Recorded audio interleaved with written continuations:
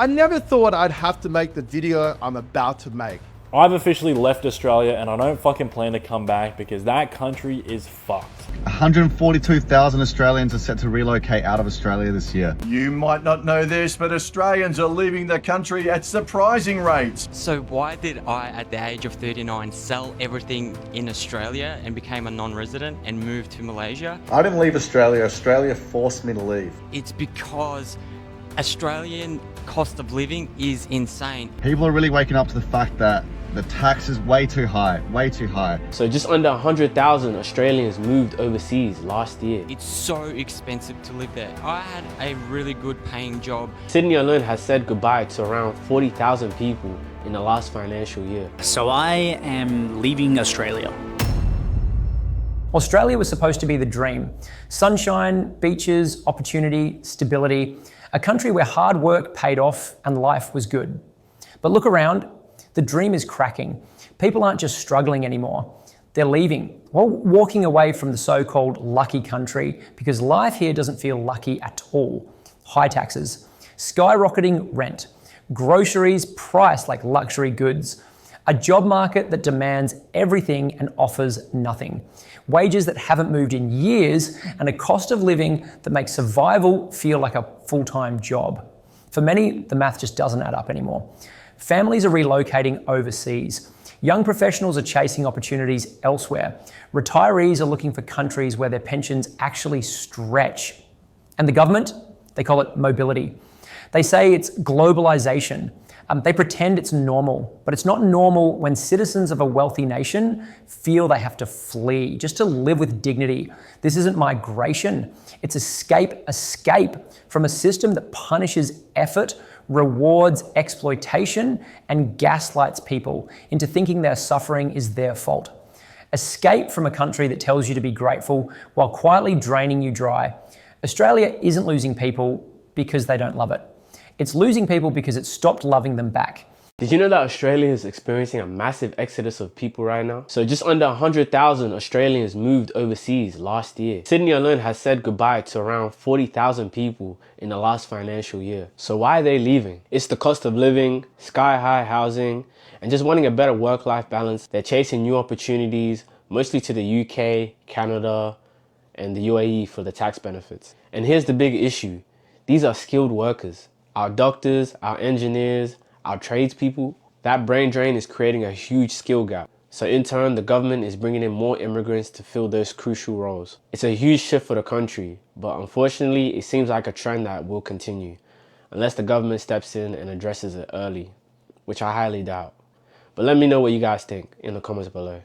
I've officially left Australia and I don't fucking plan to come back because that country is fucked. One thing I do want to make clear though, it's not because I hate Australia, it's because the country's forced me to leave. There's so much bullshit that's going on right now. You've got mass immigration completely out of control, which is causing people to protest. There's been a lot of assaults recently, a lot of stabbings in the news. The Australian government's also fucked. Everyone hates Albanese. Plus you get taxed on basically everything nowadays, and it's a fuck ton. I was getting taxed like 45 to 50% of my fucking income. The cost to live in Australia is completely cooked as well. It's only becoming more and more impossible to afford a property for this generation or even the next generation coming. But this is exactly why I'm leaving, because I think this country's fucked beyond repair and it's only gonna get worse. So it just didn't make sense for me to stay. I'm lucky enough to be able to just work from my laptop and relocate, so it doesn't really affect me anymore. I'm blessed enough to be able to do that. If you're staying in Australia, I really do advise you to leave because it's just not worth it anymore. But I'm interested to hear what you guys think. Do you think living in Australia is actually worth it? Do you think it's going to shit? Do you think I'm overreacting? Let me know your thoughts in the comments. Over 140,000 Australians will be leaving Australia by the end of this year. About time, bro. I've been doing this for 9 years. I left Australia 9 years ago before it was even popular. Because when I left, I realized outside Australia was so much better. Like, why would I want to go back? And I never did. So here are the top countries I really suggest you guys to go to for beginners. Vietnam, Philippines, Thailand, South America, I would say Mexico, Ecuador, where else? Colombia. But for the safest route, I would say Asia. Stay within the Asia range, especially if you're looking for a job remotely or you want to build a business like I did when I left Australia. I wasn't making a lot of money and I had to build my business up from scratch. And yeah, living in Asia was the best decision because the cost of living is so low, and then with that money you're able to invest, grow more, etc. So yeah, Asia's definitely the best option. 142,000 Australians are set to relocate out of Australia this year. People are really waking up to the fact that the tax is way too high, and there are stupid taxes like payroll tax, business tax, GST, personal income tax, all these taxes on your property, capital gains tax. If you're a trader like me, tax on your trading profits, which have already been taxed with your income. It's getting ridiculous. There's no surprise that so many people are now starting to leave. I love the country. I absolutely love Australia. I'm very proud to be Australian, but I can't live there. What's the point of living there? I'm going to put myself 20, 30 years behind. And it's the fact that that tax money does not go to good causes. It goes to people that want to sit in their houses and smoke bongs and do drugs all day. It really doesn't make any sense, but that's just how Australia has become. And a lot of countries are like this too. I've heard similar from the UK. I've heard similar from other countries as well. And look, it makes sense to relocate somewhere where there's less taxes or no tax, such as Dubai, such as Southeast Asia, Bali, even Thailand. There's so many places there that you can actually grow and have a really, really good life. But yeah, Australia is basically forcing a lot of people to leave. And I hate to see that. As an Australian, I'm a proud Australian. I love going back there, visiting family, visiting friends. I love the Gold Coast especially. Such a beautiful place. But what can we do? So I am leaving Australia, well, permanently. And I'm actually not a resident here anymore. And it's not because I hate Australia, it's just because I'm getting pushed out of Australia. Due to taxes, the red tape, the laws, everything that goes on here just isn't the best for growth. Paying 50 to 55% taxes per year is not the best business move. And as much as I love Australia, I love the weather, I love the beaches, I love the people, I love the food, I love everything about Australia, except the fact that it is just such a controlled environment and you are never able to truly progress to your full potential. Packed all my bags, rented out my house, and I've moved all my bank accounts and details over in Dubai. Zero taxes, better lifestyle, safer. This is honestly the reality with online business. If you want to actually be successful, if you want to actually have a chance of escaping the rat race, giving away half your income to a tax is not going to help it. And honestly, I don't mind paying taxes. But paying taxes and watching your country slowly deplete and devalue itself and collapse isn't in my best interest. So with that, thank you Australia for having me. I'll be back when things recover. Cheers. I didn't leave Australia. Australia forced me to leave. Firstly, the tax is ridiculous. Why would I give up half of my income? You're going to work half a year for free. If you have a business, you're going to lose 60, 70% of your income because your business is going to pay tax. Then you're going to pay tax. You're going to pay payroll tax if you have employees, which is ridiculous. You're going to pay all these different taxes, GST as well for your business. It is just absolutely absurd and makes no sense. On top of that, if you're a high income earner in Australia, you're going to lose up to 45% of your money, which is just absolutely fucked, and it just should not ever happen. So essentially, if you have a business and you're making a lot of money, you're going to be working 6 or 7 months of the year for free. Why the fuck would I work 6 or 7 months of the year for free? That makes zero sense. So what do? Move to Dubai. There's zero taxes. And also the government cares about you there. In Australia, the government does not care. They are there to get you. They want to spend your tax money on the most bullshit reasons. Mainly people that actually don't even have jobs, and they're giving them houses and allowances, and completely backwards and stupid. And if you think for a second that that government cares about you, no. If you had something go wrong and you needed an emergency surgery, they're not going to pay. You got to figure out how to get that money yourself. But if you don't make money and you want to be a junkie, you just want to sit at your house all day, the government will give you money. And also as well, you're going to be very much put into a box there. A lot of people, they want to elevate themselves. They go to a different country, Dubai, even Southeast Asia, Bali. There's a lot of places where people are much more positive about you doing well. And if you get to a point where you are doing super well in Australia, people will try to bring you down. And that's the sad thing, because instead of building you up and getting motivated and wanting to succeed alongside you, they want to find any reason to actually bring you down instead. Whereas if you go to a place like Dubai or Southeast Asia and you're winning, people are excited for you. They want to see you win. They want to win as well. They want to see how they collaborate with you and make money with you. And it's just a beautiful thing. So basically Australia kicked me out. They didn't kick me out. So basically, Australia forced me to leave, and I love the country. I would definitely go back there. I'll go back there a lot of the time for visits to see family and friends and stuff like this. I really love the Gold Coast, but in terms of living there full time, I just can't see that happening just because of these reasons. You work, you earn, you pay, and then you pay again. Taxes in Australia aren't just contributions, they're punishments. Every paycheck sliced, every bill inflated, every service underfunded. And what do you get in return? Crumbling infrastructure, overstretched hospitals, schools begging for resources, roads full of potholes. Australians are paying some of the highest taxes in the developed world, but living like they're in a country that can't afford basics, the government calls it fair share. Economists call it necessary. But for everyday people, it feels like theft, because while you're struggling to cover rent and groceries, politicians are approving pay rises for themselves and subsidies for corporations. And here's the kicker, even with all that tax revenue, the safety net is broken. Centrelink is hostile, public housing is gutted, healthcare is collapsing under wait lists. So people ask themselves, why stay? Why keep paying into a system that takes everything and gives nothing? For many, the answer is simple. They don't, they leave.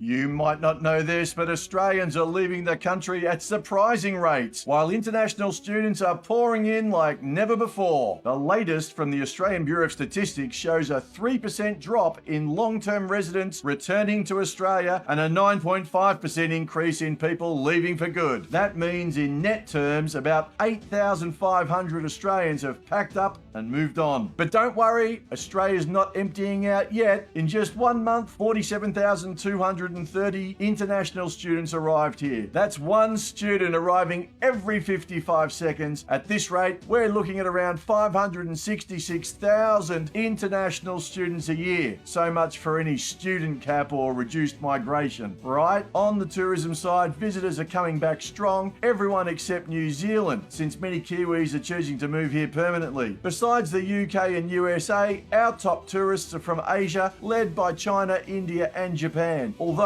we're still at about 60% of pre-COVID levels, things are definitely picking up for the tourism industry. Now, if you're heading out of Australia, the top spots are Indonesia, New Zealand, the UK, USA, Japan, and of course, beautiful Thailand. So if you're planning a getaway, you're in good company. Maybe it's time to think about where you'd like to travel next. Have a great day. So what's this page about? Aussie in Asia. Well, it's basically about an Aussie moving his entire family over to Asia. Not only that, we actually gave up a multi-million-dollar business with hotel management rights, which we did for 15 years, or 12 years, I should say, 12 years, which burnt me out. And my wife really needed to get back out of Southeast Asia to do what she wanted to do, is fulfill her career in the current chosen profession she's in now over in Cambodia. So we did that. We sold up everything except for our house, rented that out, packed everything up in the storage, and then moved over there. That's what we've done. It's an Aussie in Asia, showing what life is like in Southeast Asia as a young family with 2 young kids, 11 and 8, and what it's like compared to living here in Australia. Whilst I'm here in Australia, I actually want to show you some pros and cons, and then hopefully get some more Aussies following this page, so I can basically get you over there and give you an idea of what life is like if you're ever thinking of moving over there to Southeast Asia regarding the cost of living here in Australia. Anyway, Aussie and Asia are out. So why did I, at the age of 39, sell everything in Australia and became a non-resident and moved to Malaysia? It's because Australian cost of living is insane. It's so expensive to live there. I had a really good paying job in construction. I earned good money, but I still couldn't get ahead. I had a loan on my car. I barely had any savings. I was pretty much living week to week. And that's because I didn't set myself up when I was younger. Instead of buying a house, I invested in personal development, I invested in myself, which actually saved my life. And I'll talk a little bit more about that later. But so I now couldn't get anywhere, and my future looked really bleak. To get into a property market, literally for me felt impossible. And that's why I started to look for other options, and I invested into crypto 8 months ago. But at the same time, I didn't want to pay such high capital gains tax that we have in Australia. It's ridiculous. So again, I started to look for other options where I could live that doesn't have to pay capital gains tax. And this is how I came across Malaysia, because here you don't have to pay it. And that's why I moved here. And my plan was to invest into crypto, take profits from crypto and then live off that and focus full-time on content. So I'm not working here. And that's kind of the plan. But the crypto market didn't do what I expected. It didn't do what anyone expected. And it's drawing out a lot longer. So I'm under quite a bit of pressure because I don't have a lot of money here, and I've probably got about 2 months worth of money left to live on, and then hopefully the market does well. So literally for me, I've put everything on the line to make this work. And it's scary, but at the same time, I've gotten to a point that for me, this is a better option than living in Australia, because I feel if it goes the way that I plan it to, and I think that it will, I'll be in a much better position in a 4 years' time than I would be in Australia. And I won't have to work here. I get to create content, I get to do the things that I actually enjoy and love, and have a life of more joy and peace and a calmer life. Because in Australia, it was just working my ass off. I haven't been on a holiday in 10 years before I come here. So it's really difficult in Australia. So I'm really looking forward to seeing what happens. But at the same time, it's super risky, it's super scary, and I'm not sure how it's all going to unfold. So I'm just trusting the process and having faith that everything will work out and go the way that I believe that it will. So if you want to know how this story ends, come along for the ride and see where I end up. I'm a 30-year-old American living in my fifth country, the Netherlands, and this is a good question. Why did I leave Australia? So if you don't know, I was living in Australia for off and on the last 5 years before I came to the Netherlands. Like many people, the reason why I left Australia is because of one word: visas. Visas. I'm so sick of hearing about visas, but this is the reality of the life that you live being a foreigner in another country. It's not very easy to be able to stay in a country for X amount of time because the laws are not set up that way for people to just be able to come and immigrate and live. You can't just pick up your life and move somewhere just because you want to do it. You have to have a proper visa, and visas have expiration dates a lot of times. Originally moved to Ireland on what is called the working holiday visa.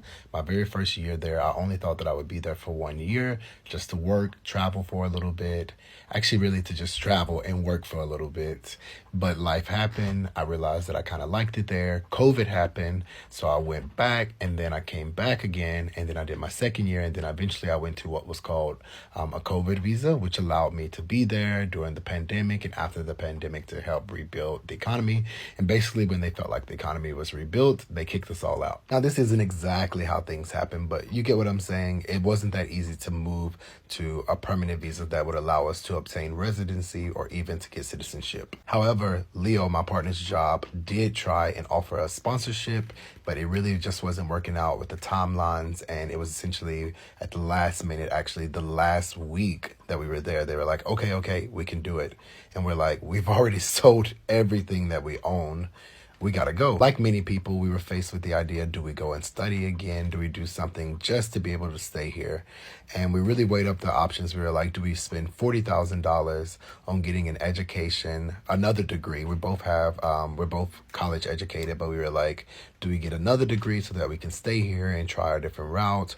Or do we just take this money that we've already been saving for and go somewhere else and rebuild a new life? And with me having been in this situation before, I really pushed for us to do this. But because he had never lived anywhere else, I wanted him to be able to come to this decision as well. I was happy to go, but I wanted him to feel comfortable with that. I actually wanted to move to Europe a few years prior to that, even maybe so a year after we dated, but I needed him to really be on the same page, because the last thing I wanted is for him to come to Europe and resent me for making him leave Australia. So in layman terms, when you hear somebody like me who's lived in 5 countries over the last decade or so, you may think, oh wow, that's really cool. He's just hopping and traveling around the world. A lot of times it's because I ran out of visas and I had to keep going, and I don't plan on going back to the US anytime soon.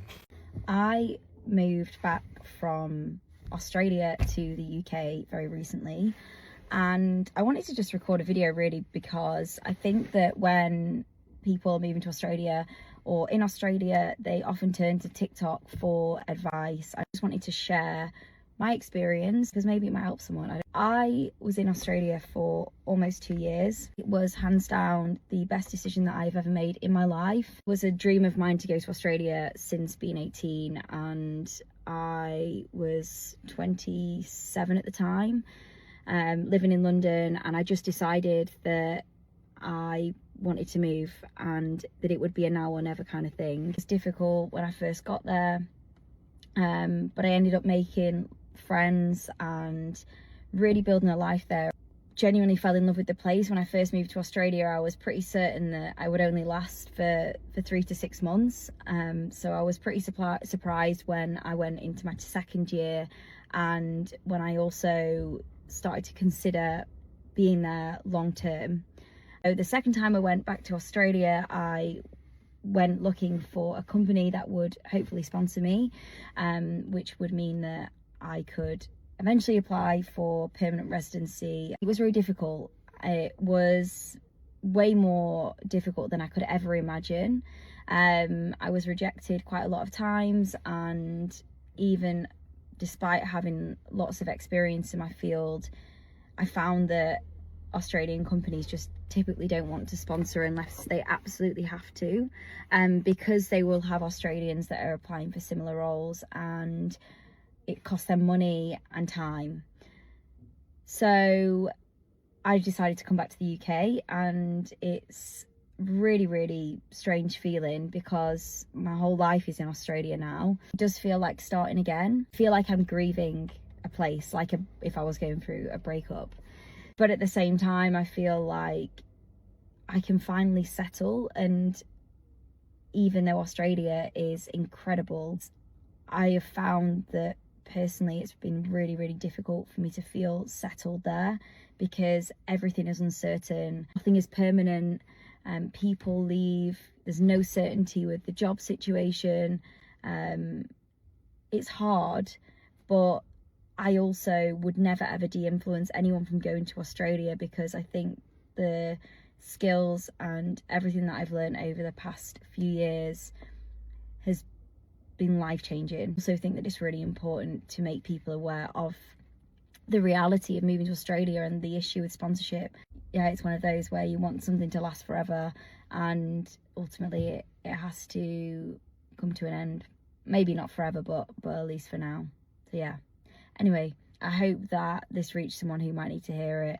And if anyone is thinking about moving to Australia or just moved to Australia and has any questions, then I'm happy to give advice. Australia isn't just expensive, it's suffocating. Rent eats half your income, groceries cost more than your car payment, electricity bills arrive like threats, and wages, they're frozen in time. You're working harder than ever, but every month feels like a losing battle. Families are cutting back on essentials.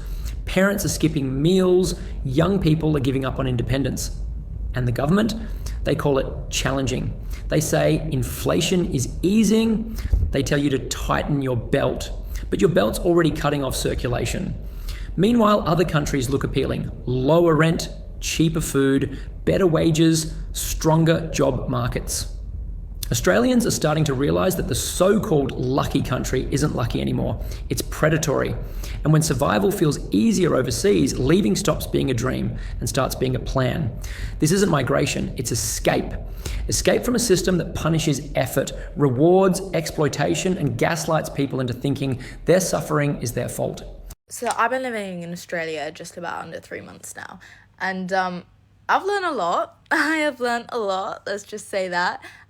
Culture shock, definitely a real thing. But I feel like I have some takes on living in Australia that honestly I haven't really heard actually talked about on the internet before, and have really made me appreciate the UK a lot more. And that, believe me, if you know me in real life, that is not something anyone would ever expect to come out of my mouth. So let me explain to you. From what I have observed since being here, Australians have a very weird and complicated relationship with emotions, human experience, and this ties into so many avenues. It ties into misogyny, it ties into, men acting very strangely towards women, aka just not knowing how to deal with them all, or treating them like objects, or treating them like, all the things that we know about how women are treated, all over the world and stuff. It is a lot worse here. it is just worse here, and stuff like that. But what people often don't talk about is that this is a result of something much deeper rooted in Australian culture when it comes to just expressing your emotions and expressing how you feel. It is seen as so deeply taboo here, and it's not even something where it's like people are telling you, oh, you know, that's just not how it's done, like we don't really want to hear about it, whatever. No, it's this unspoken feeling. You can feel it in the air. You can literally feel it when you're just having conversations with a stranger, or you're getting to know someone, or you're going to work, or I don't know what you're doing. Okay, you can feel it. There's this just weird, oppressive, strange sensation in the air where you can feel, I am not supposed to really share anything genuinely authentic about how I'm feeling to this person or any person ever. Because there's this sense that if you do so, you are not safe and it will not be well received because people here don't know how to receive it. It's really interesting because one of the first things, like when you meet anyone in Australia, is they'll always say, how are you? Hey, how are you? Like, you're right, how are you? Stuff like that. Like, you know, instead of just hi or good morning or good afternoon, it's always like, how are you? You're right. But no one wants the real answer to that question. Because, like, if you actually sit there and you go, like, even if it's just with a friend, like, maybe not a stranger, okay, strangers may get freaked out, but if you actually just sit there and it's with a friend, it's like, yeah, hey, how are you? And you say, do you know what, I'm actually not doing too well. They get this, like, panic behind their eyes. They get this literal panic and they shut down. They don't know how to handle it. They don't want the real answer. They don't want to know. And it just creates this culture of emotionally stunted people. And I think it's why everyone here is just so much more immature than anyone else I've ever come across in the rest of the world. And no one talks about it. I've heard so many people talk about, you know, sure, like Australians are maybe slightly a little bit more immature, or like the men have issues with women, like they won't really approach you, they'll just stare at you, or like they're very non-committal, and all of that stuff is true, but no one's talking about the reason why. Okay, it's there's something just off. There's a disconnect here, and it's overflowing into all parts of Australian society, and it's only getting worse. And that's just honestly something that I haven't really experienced in the UK. It seems to be a very Australia specific issue. But yeah, I don't know. Anyone else in Australia right now, let me know what your experience is, because that is very much mine, and I've not been here that long. I never thought I'd have to make the video I'm about to make on why so many Aussies are leaving Australia and how there's so many people out there that just don't get why it is. They live in this bubble that doesn't allow them to have any empathy for the majority of Australians out there. This has come from the comments that I get. People going, don't let the door hit you on the way out. You can't cut it in Australia, that's why you have to leave. You're a sook, you're a whinger, you're a millennial. Oh, you don't have a work ethic, blah, blah, blah, blah, blah. All these comments of people that just can't comprehend why someone would leave Australia. Their beautiful country, their home, their the place that they grew up. They just can't comprehend why anyone would want to leave. And the answer is quite simple, really. The reason why there's honest, hard-working Australians leaving Australia is because they're economic prisoners in Australia. The cost of living has gotten so bad so quickly that it's better to pack up everything you've got and go somewhere else than it is to stick it out. Because it may be hard for some of you to comprehend, but it's very, very difficult to just push through and stop sulking and make it work when there's no end in sight. And that's what the silent majority of Australians are facing right now. There is no foreseeable end to the cost of living crisis in Australia right now. There's no foreseeable end. For a lot of Australians, they're looking down the barrel of going, well, I can't afford a house. I can't afford to save up enough for one. I can barely afford to eat. My job's not paying me anymore. What the hell do I do? I'm told by everyone, oh, just suck it up. Just push through it. You're Australian. You can make this work. Bullshit. It's really just bubbling to the surface that a lot of Australians are putting their hands up and going, I'm done. I have more opportunities if I sell everything I own, get on a plane and piss off to another country. That's how bad it's going. What's happening in Australia is unprecedented. Australia's always been the country that everyone wants to go to because the opportunities are here. Now the reverse is happening. We have reverse migration. We have Australians that are like, the opportunities aren't here anymore. I'm going somewhere else. And I know there's going to be a bunch of you in the comments that are going to say, suck it up. You know, there's plenty of opportunities in Australia if you just work hard. Tell that to the majority of Australians who are just making ends meet, working 12 hours a day, coming home, barely affording food, rent, and electricity, and coming home and going, I'm working as hard as I possibly can, and I'm not getting any opportunities. Tell that to those Australians. That's why there's so many Australians leaving. It's not that Australia isn't a beautiful country. It's not that Australia doesn't have an awesome culture. It's not like Australia doesn't have clean streets, and it's not that Australia is not safe. It's nothing to do with that. It simply comes down to the fact that there's a lot of Australians looking down the barrel of going from middle class to lower class into poverty and don't want that to happen and want to do something about it. Now, is that sad? Yes, of course it's sad. No one leaves the country that they're born in, the country they love, unless there's a reason to. For us, we were not getting ahead in Australia. We were slowly being churned through the meat grinder of Australia. We're slowly tearing our family apart. And 2 years later, we're finally living the life we've always wanted to live. The life that I pictured for myself and my family. So if you're sitting there with your 8 houses judging someone for wanting to leave Australia because they can't make it work, you should take a hard look at yourself and give yourself an uppercut. Honestly, how can you possibly judge someone for wanting a better life for themselves and their family? Because it's a pretty sad state of affairs that leaving Australia and going to another country is even a viable solution to this problem. 20 years ago, it would have been complete madness to pack yourself up and leave Australia because there was opportunities. It was a place where you can get ahead.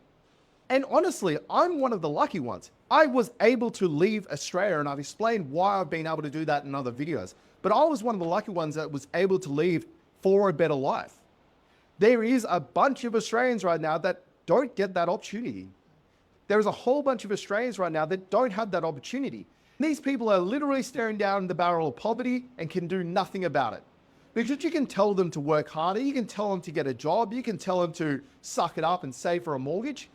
But we all know that that's not the case. We all know that these people are working hard. We all know these people are saving what they can. We all just live in this fantasy land that everyone can get ahead in Australia. It's just simply not the case anymore. Australia's cooked. That's the long and short of it. You have the landlord class and you have everyone else. And unfortunately, until something changes, this migration out of Australia is going to continue. Because why would you stay in Australia if you have no opportunity to get ahead? Why? Because the beaches are pretty? Because the streets are clean? That's great if you can enjoy those beaches because you can afford a car and the price of fuel and drive down there. Yeah, that's fantastic. For most Australians, that's not even an option. They're just working to make ends meet. They're working to survive right now. And my fear is I just don't know how many Australians can do that for that much longer. And you can sit here and shake your head and say what I'm saying is a cop-out. I'm a pragmatic person. I'm a realist.